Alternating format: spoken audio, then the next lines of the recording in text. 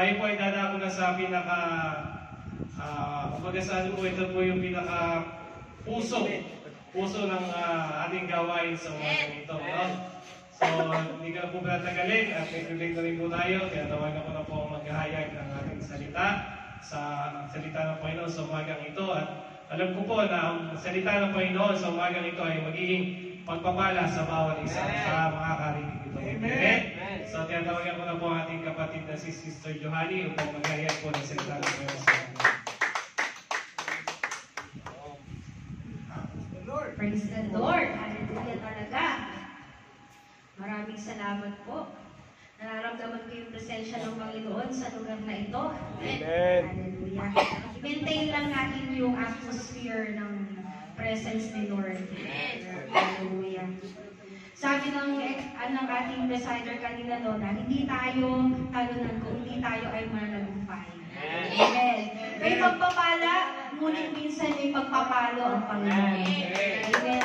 Lahat ng yun, kailangan tanggapin natin kasi galing lahat yan sa Panginoon. Kung may pagpapalo, may pagpapala. So ngayong araw na to, ako po ay naatasan para mag-share ng salita ng Panginoon sa inyo. Medyo matagal-tagal na rin, no? Maraming salamat po, Pastor Oscar, for his privilege. And, kanina tinanong ako ni Tate, anong natuturo mo? Anong sabi ko? Secret.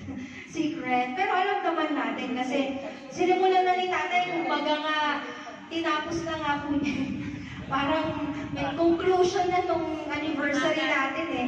Nagtatawanan kami ni Pastora siya. Sabi ko, ano ba kayo ituturo natin nung naturo na lahat ni Pastor Oscar? Kompleto rekado na nung anniversary, no? Ilang oras kayo? Mga 2 minutes and 2 hours.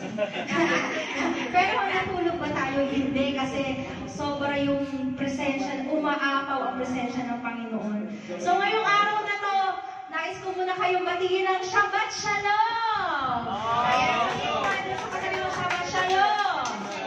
Ayan. So, ibig sabihin ng Shalom, Shalom is nothing missing, nothing broken. So, yan ay greetings ng mga Israelites, no? Ng mga Jews. Sabi, ibig sabihin kapayapaan is sa inyo. So, yan yung body natin ngayon. So, ngayon po, i-share ko sa inyo, syempre hindi yan.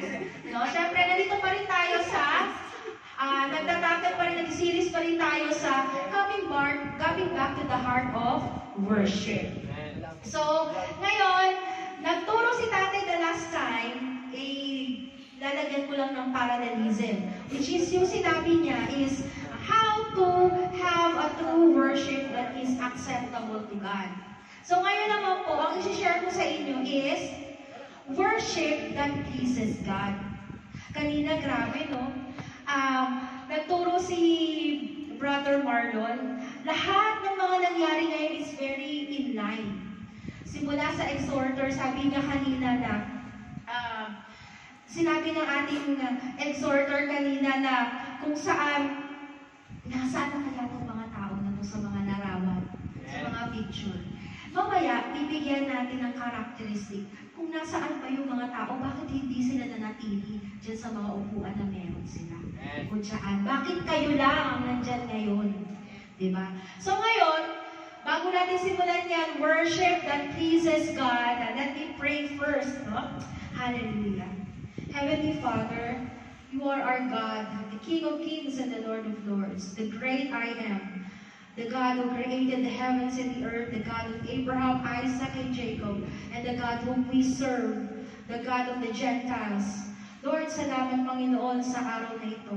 Salamat Lord na pinagbuklod-buklod mo mga anak mo Panginoon para makinig na yung salita. Kaya ako Lord God na ang salita mo Panginoon ay maging receptive Panginoon sa kanilang mga puso, matanggap nila Panginoon yung mga discipline Lord God na binigay mo sa amin Panginoon. At salamat Lord God dahil tinuturuan mo kami Panginoon every step of the way Panginoon kung ano ba yung gusto mong gawin namin sa buhay namin habang nandito kami sa mundo. Lord, salamat Panginoon. Hayaan mo na itago mo ko sa iyong likuran, ikaw mangusap, banal na Espiritu. Salamat sa araw na ito. Sa iyo lamang papuri, pagsamba, at parangal sa pangalan ni Jesus. Amen. Amen. Praise God. So, worship that pleases God.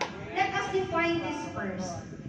Sabi dito, definition ng pleases the Lord, no? Pag sinabi natin what pleases the Lord, it emphasizes doing something. Doing something that brings joy or delight to God.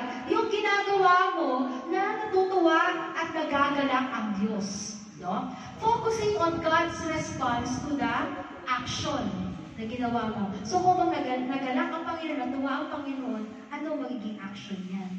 Yun yung pleases the Lord. Kung ano yung nagbibigay ng kasiyahan, ng kaluhuran sa Panginoon. Eh ano naman po yung acceptable to God? Sabi dito, acceptable to God implies that the action meets God's standard. So may standard pala ang Panginoon sa pagpupuri sa Kanya. Or is considered right and proper in His eyes. Focusing more on alignment with God's expectation or commandments. Kagaya na binigay na example ni Tatay, you must have a relationship with God, giving you your best worship. Binigay niya na example yung pag-offer ni Abel at saka ni Cain ng kanilang first fruit, kung kanino ba yung tinanggap ng Panginoon. That is alignment with God's expectation. So ano pa? Do not worship other God. Kanina sabi, di ba, idolatry yun. So, alam natin yung mga batas na yun. And that is acceptable to God. Pero, in this essence, mga kapatid, what is acceptable to God is often something that pleases the Lord. Kung ano yung katanggap-tanggap sa Panginoon at in line sa standard ng pagpupuri natin sa Panginoon, ay ayun yung nakakalugod sa ating Diyos. Amen? So ngayon, sabi ng Panginoon, God wants all of you. Sabihin mo nga sa kaliwa at kanan mo, God wants all of you. Not partly of you, hindi 1/4 mo, hindi 1/2 mo, hindi 3/4 mo, kung hindi, all. God wants all of you. Kagaya po na sinabi ng ating brother Marlon kanina, sabi niya, yung pamilya mo, yung finances mo, everything that you have, God wants all of you. Amen. Amen? Mahirap yun, kapatid. Papalakpak tayo, pero nag-i-amen tayo sa bibig natin, pero ang mind natin at ang heart natin, kaya ko ba yun, Lord? Kaya ko bang ibigay lahat sa'yo? Sabi ng Panginoon. Basahin nga po natin. 1, 2, 3, go. God is not interested in half-hearted commitment, partial obedience, and the leftovers of your time and money. Naku, hindi pa na-interesado si Lord kung half-hearted ka lang mag-worship sa Kanya. Paano yun? Nag-worship ka dito pero iniisip mo, naku, yung labahan ko, bukas may pasok na naman. Naku, may date kami ng girlfriend ko mamaya, nandito pa ako sa church, hindi pa ako nakapag-ready. Naku, yung Korean novela, yung Korean novela na pinapanood ko, hindi ko pa natapos. Ay, naku, yung ML ko, yung tuta ko, naiwanan ko. Naku, half-hearted commitment. Oh, half-hearted commitment, sabihin natin, ay, okay lang yan, magtutugtog ako, ay, kaso parang tinatamad ako eh. Pwede ba, sister, ikaw na lang mag-worship lead kasi hindi ako ready ngayon eh. No. Half-hearted commitment. Partial obedience. Alam niyo po yan, partial obedience. Gusto ng Panginoon full obedience, just like the example. Grabe, sabi ko nga kanina, ang mga example na binibigay ng ating brother kanina, halos nandito sa mga tinuturo ko. Partial obedience, full obedience ay ginawa ni Abraham kay Isaac. That is full obedience. Kung partial obedience yun, sabihin na natin, sige, offer ko, pero nagbago yung isip niya, ayoko nang i-offer to. That's partial obedience. Sumunod ka, pero hindi naman talaga totally sumunod. And the leftover of your time, and pag sabi natin leftover, tira-tira, di ba? Nagbibigay ka ba sa Diyos ng tira-tira mong oras? At tira-tira mong finances? Ayaw ng Panginoon yun. Amen? So, ibigyan ko kayo ng a quick overview of Heart of Worship, yung kanta na pinakanta natin kanina. Sino mo nakakaalam ng storya nito? Kung nabasa na ninyo, ayan. So, ang sumulat po ng awitin na yun ay si Matt Redman. Siya po ay isang worship leader at songwriter. Naka-base sila sa Brighton. About 6 years ago, yung pastor po nila, ang pangalan is Mike Pilavachi. Ayan. At nagtuturo din po siya ng ganitong tema about worship. Ayan. Napansin niya na parang it was all perfect. Meron silang bagong building, ang congregation nila, ang gaganda ng mga pananamit ng mga tao, pumapasok doon, talagang mga naka-trousers pa, as in talagang sobrang pumorma. Yung sound system nila, tingnan natin ang sound system natin. Ang sound system nila, it worth 100,000. Yung sa atin kaya? Ganun, sobra-sobra talaga kasi mega mega church ang makikita natin. So over the years, ang mga tao doon, come and go sila, at pinupour out nila yung worship nila sa Panginoon. Pero, dumating ang time, in 1996, it was autumn, na-realize niya na there was something up, parang may kulang sa worship nila. Una, nahirapan siyang i-discern, or nahirapan siyang i-pinpoint, or i-figure out, ano ba ang nangyayari? Hanggang sa one time, kasi napansin niya, ang mga musicians naman nagpa-practice ng maayos. Ang mga may sound engineer pa nga sila, na kung saan maayos yung magbibigay nila ng tunog, hindi masakit sa tenga, naririnig ng maayos ng mga tao, hindi nakakagambala sa pag-worship. Pero, sabi niya, bakit parang may something dito, may bumabara, may bumabara. Yung kanilang mga tinutugtog, up to date, the music. Minsan pa nga, yung mga upuan daw, inaalis nila, and lights off. Are you familiar? Sounds familiar ba? Na kung saan ino-off yung ilaw, and then walang mga upuan, and then so that they can worship, yung atmosphere ng worship sa Panginoon nandiyan. Yet, nawala yung spark. Yun yung nawala, yung spark. Parang sa pag-ibig yan eh. Kahit ang tagal-tagal nyo na 7 years, 8 years, 10 years, pero pag nawala ang spark, ay, wala na. Walang fire. Kasi if there's no spark, there's no fire. Diba?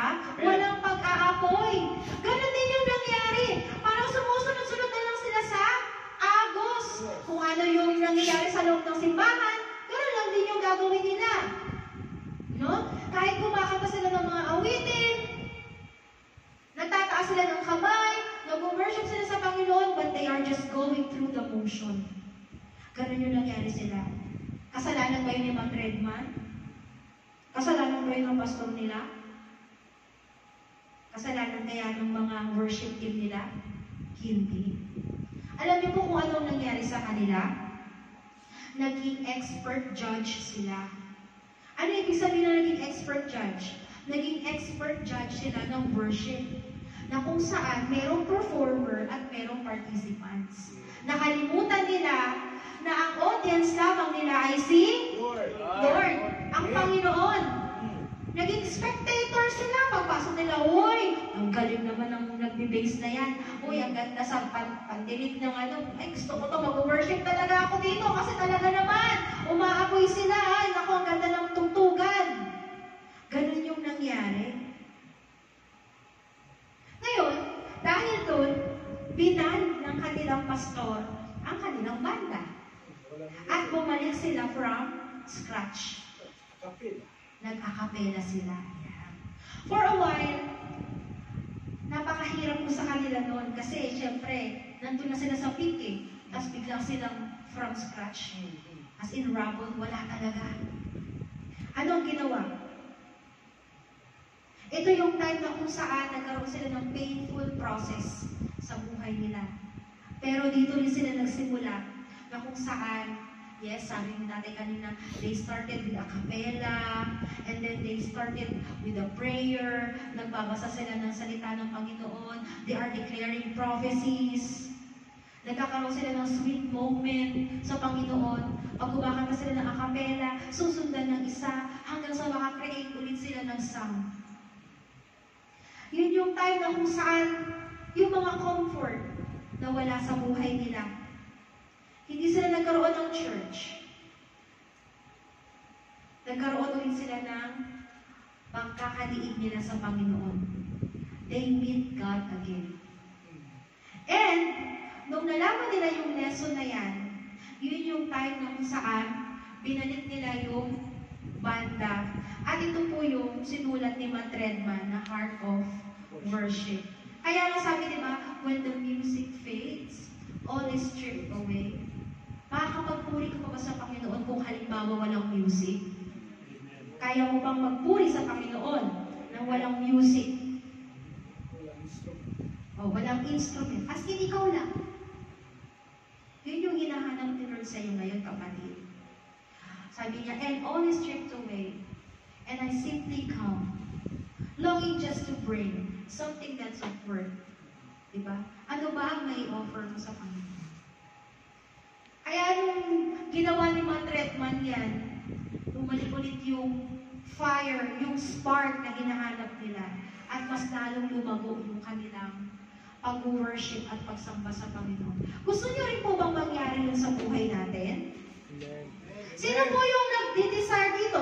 Nag-desire nga tayo ng mga material things eh. Gusto ko ng bahay, gusto ko ng sasakyan, gusto ko ng ganito, ganyan, ganon, ganon. Ito kaya, dinidesire kaya natin dito? Na kung saan yung pagsamba natin sa Panginoon, mabibigay natin, sabi, yung best natin. Yung worship talaga, that is accordance to the Lord. Ayan, nag-i-intro pa lang ako ha. Siguro mga pastor, mga 20 minutes, 3 hours na ron. Ayan, so yun. Ngayon po, tingnan natin kung ano yung 4 characteristics of worship that pleases God. So, I get this from the book of Rick Warren sa Purpose-Driven Life, if kung nabasa ninyo. So, isa-summarize na lang natin yan. And then, okay. So, may kita po natin dyan that there are 4 characteristics of worship that pleases God. Ano kaya yung characteristic na nakakalugod sa Panginoon? Number 1, sabihin mo nga, accuracy. Accuracy. Okay, para magising ka, sabihin mo, accuracy. Accuracy. Amen. So, ano pong ibig sabihin nitong accuracy? Sa Tagalog, ano ba ito? Accurate. Tumpak. Tumpak. Yung tumpak. Yan, kaya nga, di ba, bullseye. Tumpak. Sinabi Tagalog. Diba? Tumpak. Accuracy, Tagalog, accurate. Ayan. So, sabi po dito, to worship God in truth, sabi kita niya sa John 4 verse 23, is to worship Him in accordance with accurate Bible doctrine. To think of God correctly, each thought must reflect the essence of God as revealed in Holy Scripture. So pag nag-worship natin sa Panginoon, hindi basta-basta kung ano lang sinasabi mo. It must be exact, accurate, according to the Holy Scripture. To think of or worship God according to one's own personal opinion is a form of idolatry. So ano ibig sabihin ng personal opinion? Bigyan ko kayo ng halimbawa. Halimbawa, naniniwala ka na ang Panginoon ay mapagmahal. Mapagmahal lang. Pero hindi ka naniniwala na siya ay just. Diba? So, nag-create ka sa sarili mo ng own perspective mo, own view mo na gano'n ang Panginoon, and that is idolatry. Kasi hindi yan nasa loob ng Bible. Ang sabi ng Bible, that the Lord is just and merciful. No? So, merciful si Lord, pero just siya. So, may consequence yung mga ginagawa nating kasalanan. Maawain siya, pero nagpapataw siya ng kaparusahan sa gumagawa ng kasalanan. Kaya nga, in this case, kailangan natin i-stress, no? Yung pagkakaroon ng Bible study. Importante po yung nagpa-Bible study tayo para mas lalo natin makilala ang Panginoon sa buhay natin. Kasi kung hindi natin naaralin ang salita ng Panginoon, wala kang accuracy na mag-worship at hindi yun nakakalugod sa Panginoon. So, number 1 is accuracy. Ito yung Bible verse natin kanina, no? But the time is coming and is already here when the true worshipers will worship the Father in spirit from the heart and inner self. That is the attitude of your heart. And truth, which is the word of God. For the Father seeks such people to be His worshiper. Yan ang hinahanap ng Panginoon. We need to be accurate in worshiping God. Another Bible verse, sabi dito, sa John 8:31-32, So, Jesus was saying to the Jews who had believed Him, If you abide in my word, continually obeying my teaching and living in accordance with them, then you are truly my disciples. Mga disciples po ba tayo ng Panginoon? And you will know the truth regarding about the salvation, and the truth will set you free. Ang katotohanan, ang salita lamang po ng Panginoon ang makakapagpalaya sa atin from the penalty of sin. Amen. And Romans 10:17. So faith comes from hearing what is taught and what is heard by the preaching of the message concerning Christ. So faith comes from hearing and hearing the word of God. Kaya bless ka kapatid dahil nandito ka at nakikinig ka ng salita ng Panginoon. Amen. Amen. Praise the Lord. Kaya nga kanina, di ba, sa kanta natin kanina na nothing is impossible. Kasi po, ang pagpupuri natin sa Panginoon ay pananampalataya. It is faith. Since hindi natin nakikita ang Panginoon, that's faith. Na nagpupuri ka sa Kanya kahit hindi mo siya nakikita. Pananampalataya mo yan sa Kanya. So dapat, mas lalo pa tayo makinig sa salita ng Panginoon para mas lalo mo rin makilala si Lord sa buhay mo. Amen. And number 2 po, authenticity. O, ano naman ang Tagalog ng authenticity? Ha? Yun o. Katunayan. Yeah. Asli. Original. Oo. Ano pa? Asli. Ano asli? Original. Original. Yes. Hindi, legit. Yan. Legit mga synonymous word, no? Authenticity, mga legit, original, genuine. Yun. Hindi peke. Sabihin mo sa katabi mo, fake ka ba? Fake ka ba? Fake ka ba? Plastic. Authentic ka? Plastic. Oh, plastic daw. Genuine ka ba? Genuine ka ba? Genuine. So, ano po ang kinalaman nito sa number 2? Number 1 kanina, accuracy. Number 2 is authenticity. So, to worship God in spirit, sabi natin kanina sa John 4 verse 23, is to worship in genuineness of attitude. So, yung katotohanan, yung pagiging totoo mo sa sarili mo, no? The spirit of man on 1/3 of his tripartite of man. So, sabi nga natin, we are made, ang ating katawan ay binubuo ng ating soul, body, and spirit. So, tingnan natin. Ano ibig sabihin ng authenticity? Authentic worship has nothing to do with emotion only. O, tingnan mo. I-search mo yung sarili mo. Pag ako ko nang-worship, baka emotion ko lang yon. Or it has everything to do with honesty. So, ikaw ba pag lumalapit ka sa Panginoon, honest ka ba? God abhors the phony, the fake, the fraud, mga peke, showmanship. Ayan, mga ipokrito, snail oil. Ano yung snake oil na to? Ito yung ginamit na brand ng mga US kasi that time na kung saan nagbebenta sila ng snake oil kasi yung brand na to, sabi nila nagpapagaling pero hindi naman. So, tinawag nila yun na snake oil. Ayan. So, but He loves that which is real, honest, straightforward, and sincere. Yun pala yung gusto ng Panginoon, no? Na kung saan, pag lumapit tayo sa Kanya, totoo ka, tapat ka. Gusto mo sabihin, Lord, nasasaktan ako, Lord, may problema ako ngayon eh, Lord. And sincere ka. Amen. Yan. That is authentic worship.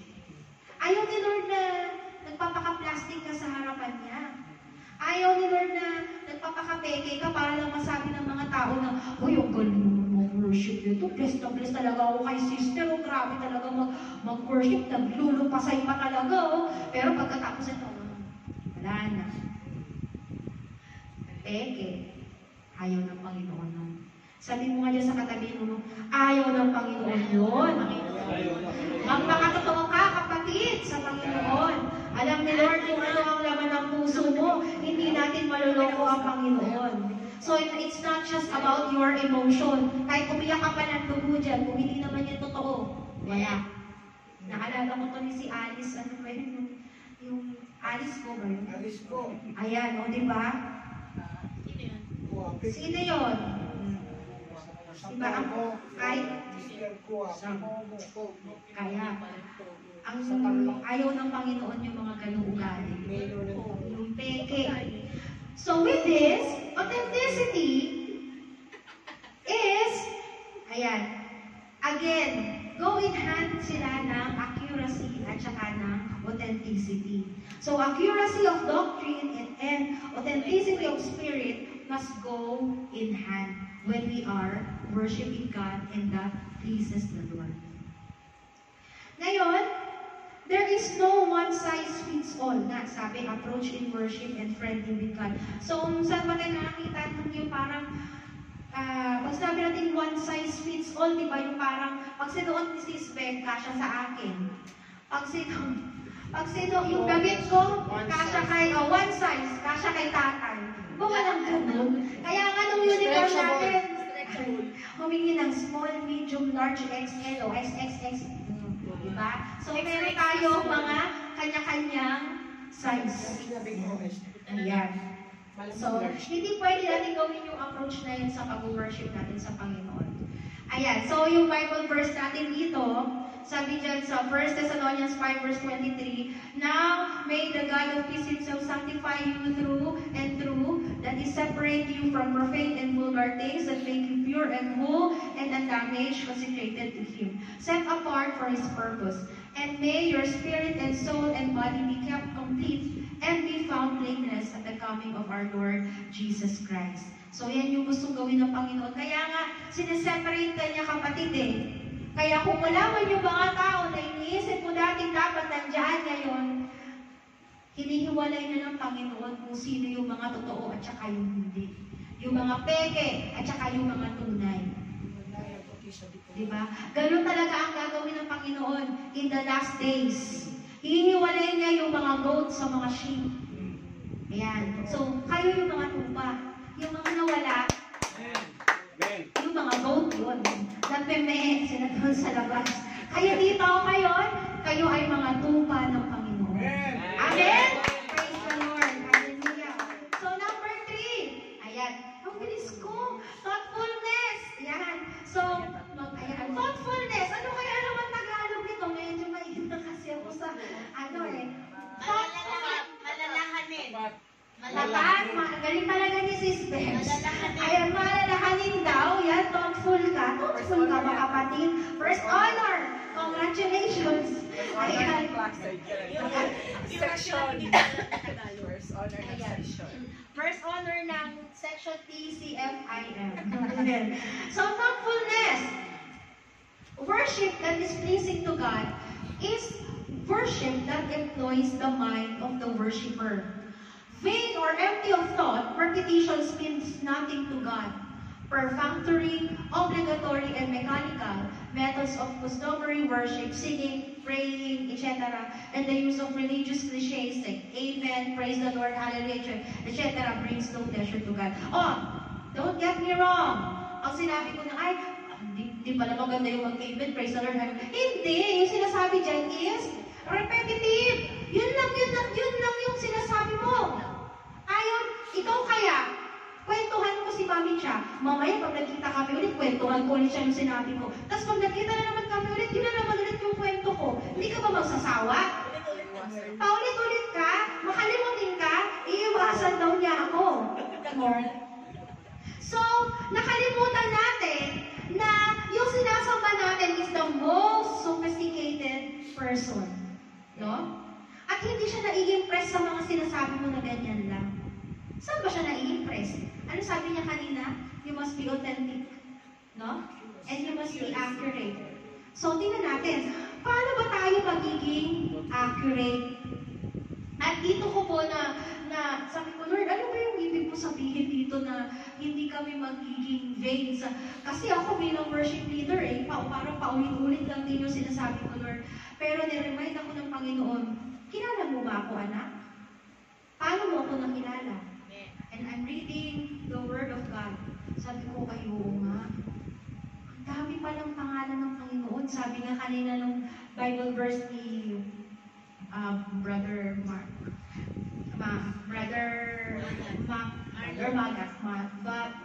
Brother Marlon, sabi niya na sa Psalm 29 verse 2, na sabi niya, worship the Lord, no? Yung according to His name and His holiness. No, ibig sabihin na napakadami pala pag pinuri natin ang Panginoon according to His name. Oh, alam niyo ba yung iba't ibang pangalan ng Panginoon? Alam niyo ba kung ano yung mga attributes ni Lord?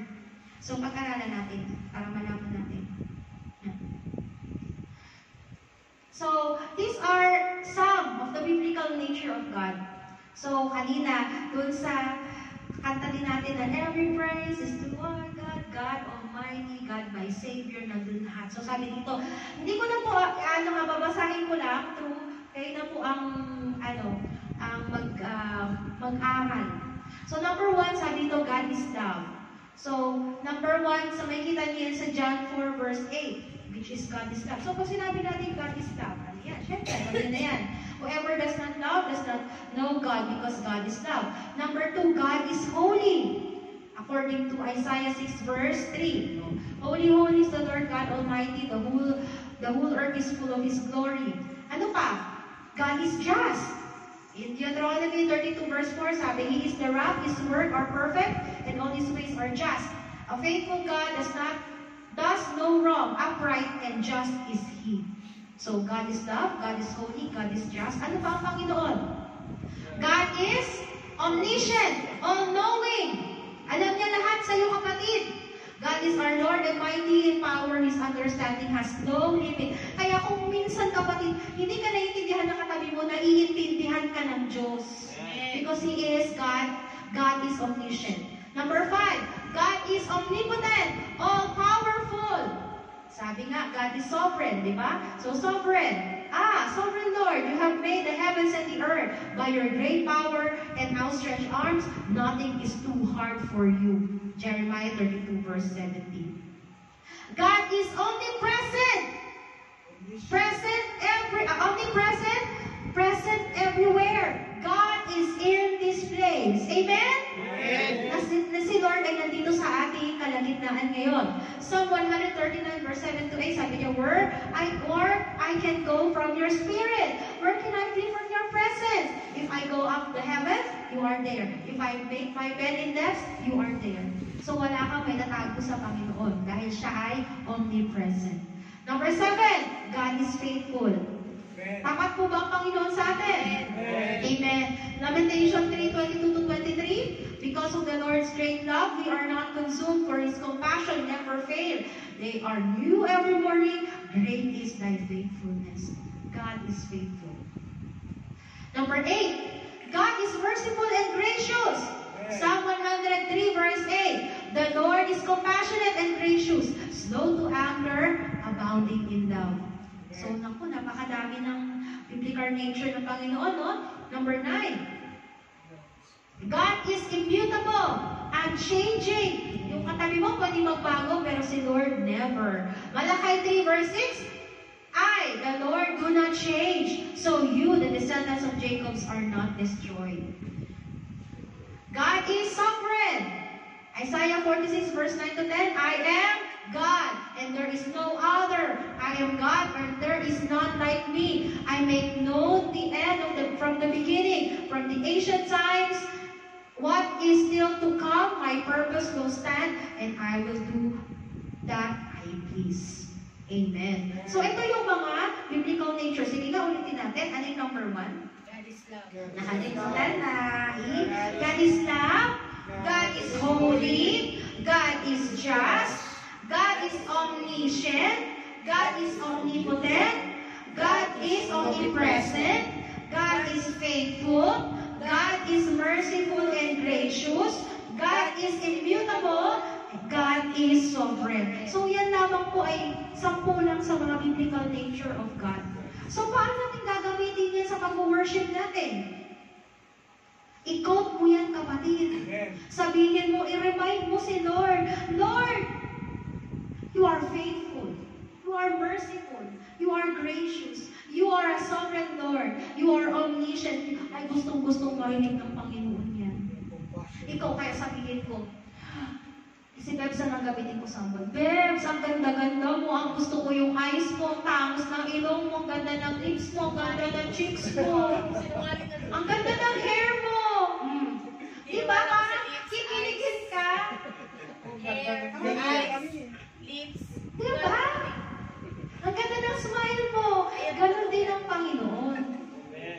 Gustong-gusto niyang naririnig yung kanyang nature. Thank you po. Kung ano ba yung pagkatao ng Panginoon na sinasamba mo. Dapat ganun tayo magsamba sa Kanya. I-practice natin yan ha, next week ha. O di kaya mamaya, pag mag-worship kayo kay Lord, sabihin mo yan mga nature niya. Ayan. So, sabi niya, tingnan natin din po. So, another idea is to make list of the different names of God and focus on them. So, sabi dito, may iba't ibang pangalan ang Panginoon din. Kilala mo ba? Tingnan natin. So, these are the Bible various names for God according to His nature, character, and relationship with His people. So, una, Yahweh. Yan. Yahweh. Jehovah. So, sabi doon, this is the personal and covenantal name of God, meaning I am. Or, ibig sabihin ng Yahweh, the self-existent one. So, wala siyang pinagmulan. The beginning and the end. Self-existent one. Alpha and Omega. Yan. So, mababasa natin yan sa Exodus 3 verse 14. Nung sinabi ni Moses, sino ka? Sabi niya, I am. Kung says, I am. So, pangalan ng Panginoon niya. The great I am. You are Yahweh. Yan. Number 2, Elohim. So, this is a plural form used for God, emphasizing His majesty, power, and sovereignty. It is the most common name for the Old Testament. Yan. In Genesis 1:1, sabi, God, in the beginning, Elohim created the heavens and the earth. So, God, Elohim. Pangalan niya din, El Shaddai. Yan. Translated as God Almighty or the All-Sufficient One. This name emphasizes God's ultimate power over all. Genesis 17 verse 1. Number 4, Adonai, meaning Lord or Master. It expresses God's authority and lordship over all creation. He is Adonai. Ayun. Yung may mga kanta na mga ganyan, yung mga pangalan ng Panginoon, pwede natin i-line up yan. El Shaddai. El Shaddai. Naalala ko yung El Shaddai sa Pilipinas. Number 5, Jehovah Jireh. Jireh. Yan. Meaning, the Lord will provide. Yan talagang, favorite talaga natin yan. Lord, you are Jehovah Jireh. You will provide. Yan. Sinabi din niya ni Abraham during the time na i-offer niya si Isaac. Sabi niya, you are my Jehovah Jireh. Yan yun.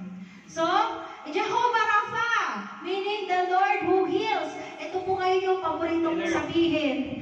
Kasi grabe po talaga yung parang magto 2 weeks na yata itong bronchitis ko. Sabi ko, Lord, you are my healer. You are Jehovah Rapha. And I praise God. Ngayon wala akong umuubo. Samantala sa matutulog ako ni Baga. Non-stop ang ubo ko, pero ngayon wala. Hindi ako inubo ngayon na. Ilang minuto na ako nasasalita. Truly, Lord, you are the Jehovah Rapha. Hallelujah. This name reveals God as the healer of physical, not only physical, emotional, and spiritual brokenness. So, kapatid, si Lord yung Jehovah Rapha ang nagpagaling sa iyo during that you are broken. Amen. Number 7, Jehovah Nissi, meaning the Lord is my banner. So He is your victory. This name speaks of God's protection and victory over enemies. Exodus 17 verse 15, ito yung story na kung saan nagkaroon ng laban sila Moses, no? Na kung saan pag tinaas niya yung kanyang kamay, panalo sila. Pag binaba niya, matatalo sila. So sinabi niya, Lord, you are our Jehovah Nissi. Number 8, Jehovah Shalom, meaning the Lord is peace. This name reflects God as the source of peace and well-being in Judges 6 verse 24. Yan. Yung kwento nito is about kay Gideon. Ayan, number 9, Jehovah Chikeno, meaning the Lord our righteousness. This name reveals God as one who makes His people righteous. So, hindi natin kaya sa sarili natin maging upright, maging banal, pero si Lord ang nagpapakabanal sa atin. Jeremiah 23 verse 6.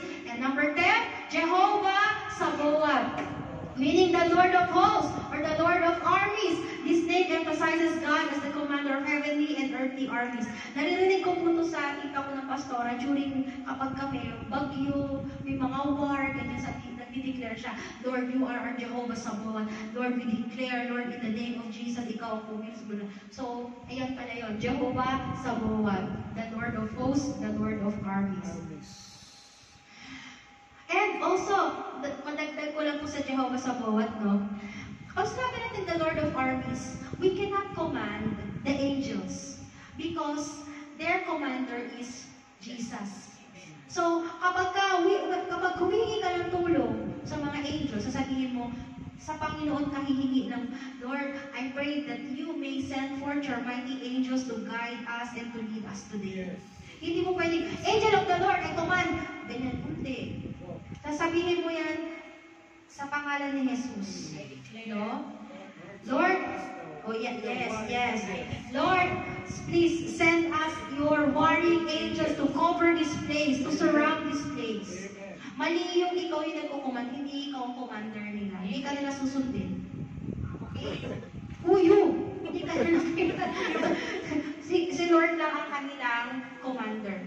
So, yun po yung ibig sabihin nun. So, pagka nag-pray tayo, ayusin natin yung natin din, sinasabi natin. So, 11, Jehovah Shammah, meaning the Lord is there. This name speaks of God's presence dwelling with His people in Ezekiel 48 verse 35. So, Jehovah Shammah, the Lord is here. Kasama natin si Lord. So, kung natatakot ka, sabihin mo, Lord, you are our Jehovah Shammah. You are here. Hindi na ako matatakot sa mga monster beneath my bed. Charot! Alam niya yun. Number 12, El Elyon. Ayan. Meaning, the Most High God. This name emphasizes God's supreme sovereignty over all other powers in Genesis 14 verse 9. So, you are El Elyon. El Elyon. Yan. Deklara niyo yan. Lord, you are El Elyon. Ayan.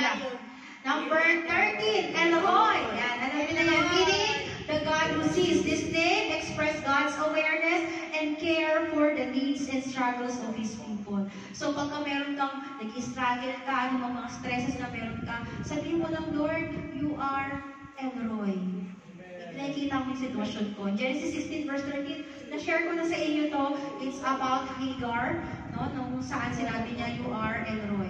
Number 14, Jehovah Mekodishkem, meaning the Lord who sanctifies you, who cleanses you. This name refers to God setting His people apart for holiness. Leviticus 20 verse 8. So these are, ito yung mga pangalan ng Panginoon na pwede ninyong ideklara, kapatid. Kapag tayo ay nagpupuri, nagsasamba, anumang sitwasyon na meron ka sa buhay mo, pwede mong sabihin ito sa Kanya. I-remind mo siya. I-remind mo si Lord. Kaya nga sabi natin, di ba, ang pag-worship natin sa Panginoon is relational. Hindi yan siya yung para bang ginagawa mo lang. Amen. Pero it's your personal relationship with the Lord. Yung pagsamba natin sa Kanya, yan dapat yung maging lifestyle mo. So, kung magiging lifestyle mo yan, kinalagin mo yung Diyos na sinasamba mo. Amen? Ayan. O yun o, malapit na ako matapos. So, God insists that our worship services must be understandable to unbelievers when they are present in our worship gathering. So, pag nag-worship din naman tayo, kapatid, lalo na mga worship leader, no? Isipin mo kung may mga bago. Meron bang mga hindi pa nakakilala sa Panginoon dito?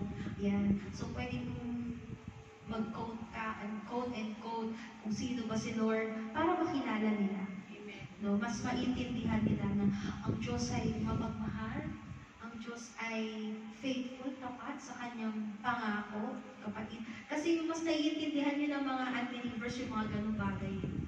Yun. So, tingnan din po natin maging balanse din tayo.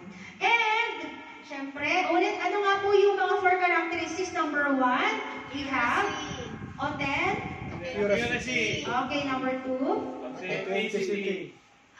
Number 1, accuracy. Number 2, authenticity. Number 3, thoughtfulness. And number 4, which is the last, practicality.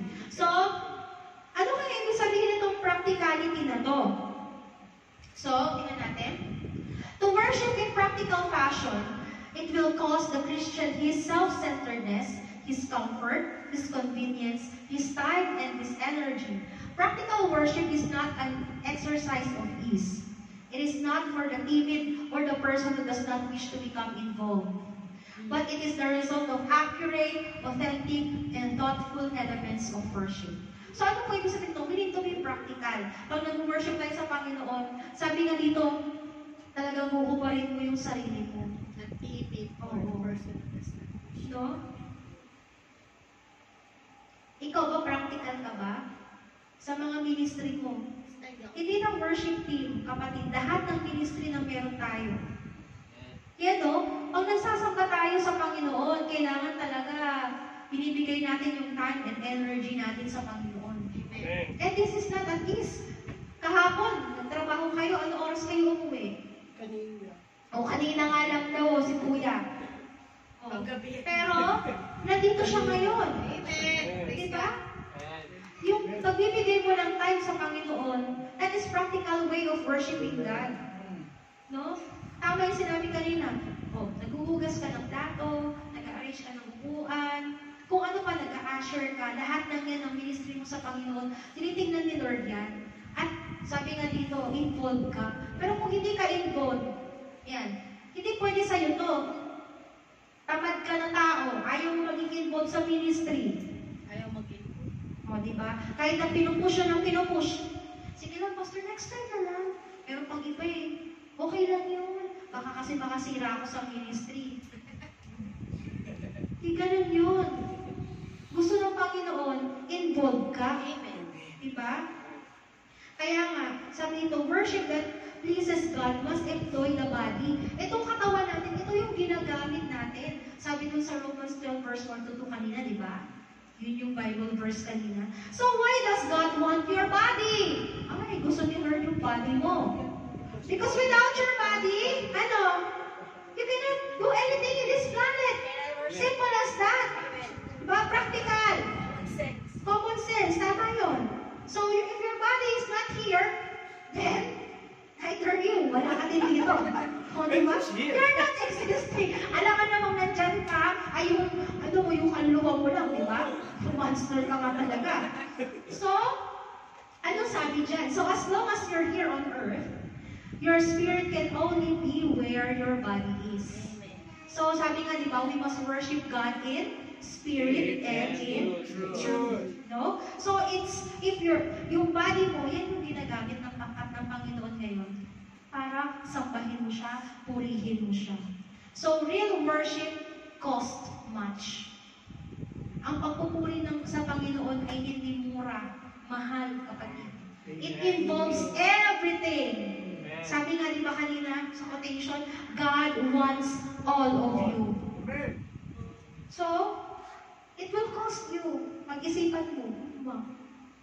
Pero, kung ang pag-iisip mo ay hanggang dito lang, sorry kapatid, hindi ka makakarating doon. Kasi ang pag-worship natin sa Panginoon, sabi ko nga, it's a lifestyle. Araw-araw mong ginagawa yan sa Panginoon. Dahil araw-araw mo din gagawin yan pag nasa langit ka na. No? Kung dito pa lang, hindi ka nagpa-practice, anong gagawin mo?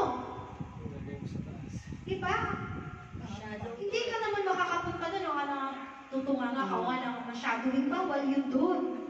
Lahat ng mga tao doon ay authentic na nagpupuri sa Panginoon, nadadabing. O, diba? Haming ka lang.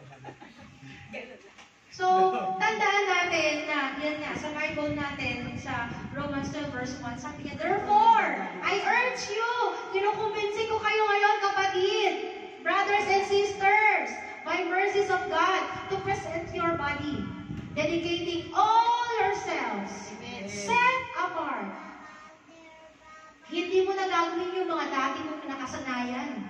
As living sacrifice, holy and pleasing, well-pleasing to God, which is your rational or logical, intelligent act of worship. That is our act of worship to God. So, bilang mga Kristiyano, kailangan din ingatan natin yung mga sarili natin. Amen? Na hindi tayo magpapadala sa anumang ng kaaway, buyo ng kaaway, kung ano yung binubulong ng kaaway. Sabi nga ni Pastora Claude, kung the last time nung nakikinig ako sa kanya, sabi niya, ang kaaway daw ay nagagawa ka lang niyang lokohin kapag ka lumabas na sa bibig mo yung gusto mong mangyari. Pero hindi niya nababasa kung ano yung nasa utak mo. So kapatid, kung may naisip ka man na hindi maganda, huwag mo na lang sabihin. No? Don't bring it on. Or else, it will be chaotic. No? Magiging magulo yan, kapatid. So, kung nasa isip mo hindi maganda, i-review mo na agad in Jesus' name. Pinapanayos kita sa pangalan ng Jesus yung mga negative thoughts ko na yan, lumayas ka. Palitan mo ng mga positive thoughts. Palitan mo ng mga nature ng Panginoon. Palitan mo ng mga promise ni Lord sa buhay mo. Oo. Ito yung makakapagtama, yung makakapagpabago ng buhay natin. Amen. So, let's recap. Ano daw yung apat na characteristics ng that pleases the Lord? Number 1? Accuracy, Authenticity. thoughtfulness, practicality. Okay, praise the Lord. Naku, mga honor rolls pala yung mga mga men and women of God. So, I praise the Lord.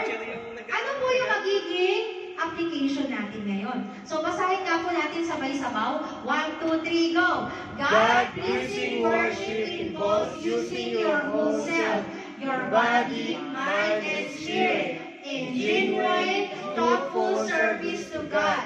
It should be based on what the Bible teaches and done with sincerity. This type of worship may require effort or sacrifice, but it brings great rewards to those who practice it. So, lahat ng mga pinakinggan natin ngayon, if we will not put it into practice, it will become meaningless. Amen.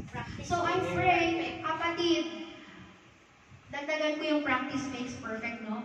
Constant practice makes perfect. So, kung halimbawa, ngayon pa lang, simulan mo na mag-worship sa Panginoon. Kung hindi ka sanay, simulan mo na, kapatid. Kasi ito yung nire-require ni Lord sa atin. More than the song that you can sing. Kahit napakaganda ng boses mo, parang mala Regine Velasquez, o mala, sino pa ba? Celine Dion.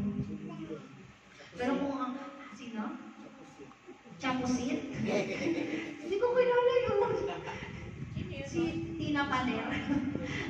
So, kung ano man at kung sino ka man kagaling ka magtugtog ng instruments mo, lahat na sikat ka, pero kung ang puso mo ay wala sa Panginoon, lahat yan ay walang silbi. So, isipin natin, no? Na kung saan kilalanin mo ang Diyos na sinasamba mo. I-offer mo yung katawan mo, not only your body, your mind, and your spirit, yung buong pagkatao mo sa Panginoon. Pag lumapit ka sa Panginoon with sincerity, straightforward, totoo ka sa sarili mo. At lahat ng ito, it will require effort and sacrifice. But then, sino ba yung may gusto ng reward dito? Isa, ay si Bro Marlon lang. Sino dito may gusto ng reward? 1, 2, 3. Yan, lahat tayo gusto natin ng reward. Sa pagdating ng Panginoon, lahat tayo gusto natin makatanggap ng ganun sa Panginoon. Amen? Amen. So you need to be wise. Think wisely, kapatid. So nagpapasalamat ako sa Panginoon sa salita niya ngayon. Even me, habang ginagawa ko tong lesson na to, umiyak ako sa Panginoon. Sabi ko, Lord, parang na-out of course ako May time na kung saan parang routinary na lang yung ginagawa ko. Nawala na yung parang spark. Nawala na yung apoy, kagaya ng dati. And binalik ako ng Panginoon. Siguro kaya din yan tinuro sa akin to ngayon dahil ito yung nawala sa akin. So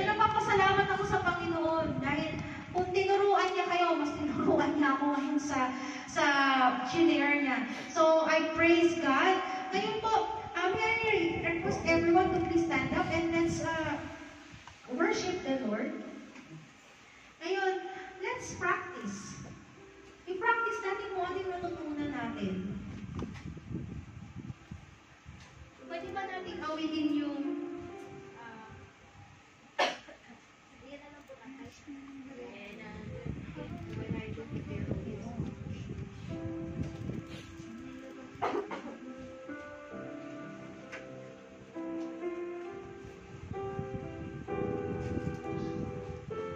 sige po.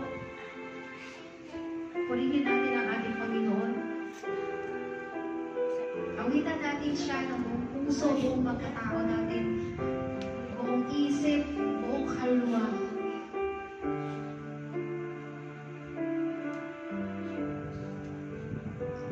When I look into your holiness,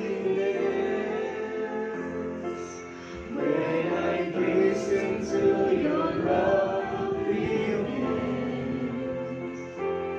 when all things that surround become shadows in the light of you. When I found joy of reaching your heart, when my will becomes central in your love, when all things that surround become shadows in the light of you. Let's worship Him. I worship you. I worship you.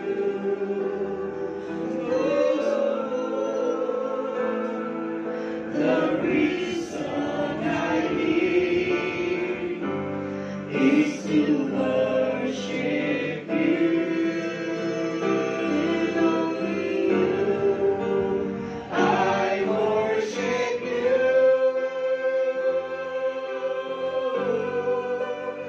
I worship you, Jesus.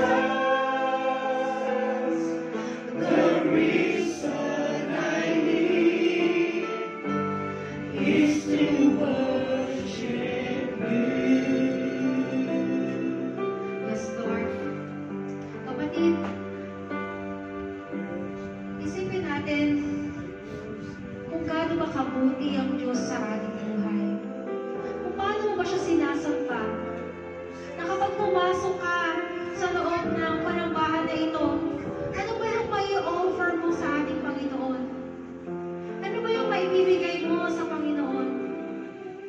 Naibibigay mo ba yung buong pagkatao mo sa Kanya pag nagpupuri ka? O kalahati lang ng sarili mo? O minsan 1/4 pa? Pag pumasok ka dito sa panambahan ng Panginoon, ano mo mapasok sa isipan mo? Sa ngayon, kapatid, nais ko na humingi tayo ng kapatawaran sa ating Panginoon. Kung minsan, leftover na lang ng time, ng effort natin yung nabibigay natin sa Kanya. Hindi niya deserve yun. Kasi siya nga yung Diyos ng mga Diyos at Hari ng mga Hari na sinasamba natin. At siya yung dahilan kung bakit nandito tayo ngayon. Sige, manalangin ka ng personal sa Panginoon. Humingi ka ng forgiveness sa Panginoon. Sabi niya nga sa salita niya na if you confess your sins, He is faithful and just to forgive you and to cleanse you from all your unrighteousness.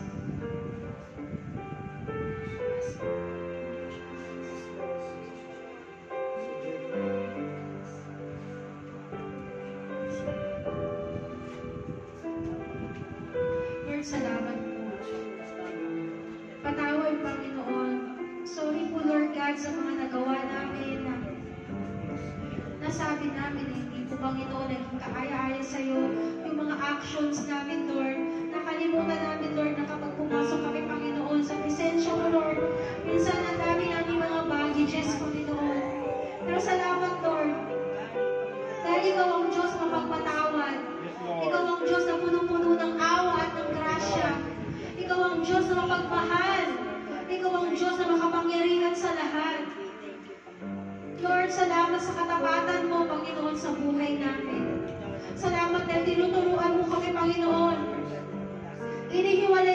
Panginoon, sa mundo, Lord God.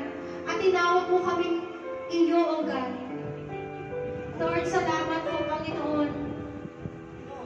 Hayaan mo, Lord, na hindi namin makalimutan, Panginoon, kung sino ka, kung ano ka sa buhay namin, Panginoon. Upang, Lord, mas lalo pang maging malalim, Lord, ang pagkakilala namin at pagsamba namin sa iyo, Panginoon. Na hindi kami, Lord, maging superficial lang, Lord, na nakatoon lang kami sa mga inaawit namin, Lord. Bagkus, Lord, na habang inaawit namin, Lord, itong mga lyrics, itong mga kanta, Panginoon, tinutugtog namin, nauunawaan namin, Panginoon, kung sino ka talaga sa buhay namin, Yes, Lord. Lord. Salamat, Panginoon. Thank you, Lord. Pinupuri ka namin at pinagpasalamatan, Lord. Salamat, Panginoon, sa mga anak mo na nandito, Lord God. Alam ko, Panginoon, na hindi kami uuwi, Lord, na hindi mo kami pinagpapala, Panginoon. Yes, Lord. Salamat, Panginoon.